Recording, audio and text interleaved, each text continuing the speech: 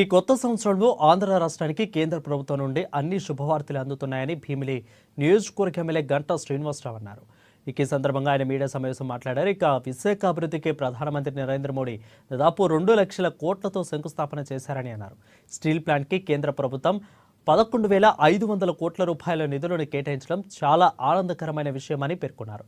Steel plant ప్రైవేటీకరణ ఆపి 11,500 నిధులు సాధించడంలో మేము విజయం సాధించామని పేర్కొన్నారు శ్రీనివాసరావు.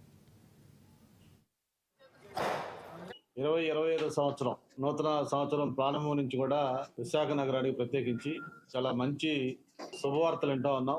ప్రత్యేకించి మొన్ననే 8న గౌరవ ప్రధానమంత్రి గారు విశాఖపట్నంలో ఇంజనీరింగ్ కాలేజ్ గ్రౌండ్ లో ఒక భారీ బహిరంగ సభ, దాంతోపాటు 2,10,000 కోట్ల రూపాయలు సంబంధించిన పనులకి శంకుస్థాపనలు మన గౌరవ ముఖ్యమంత్రి గారు అలాగే ఉప ముఖ్యమంత్రి గారు నాయకులు లోకేష్ బాబు గారి సమక్షంలో ఆ కార్యక్రమం చేసుకోవడం జరిగింది.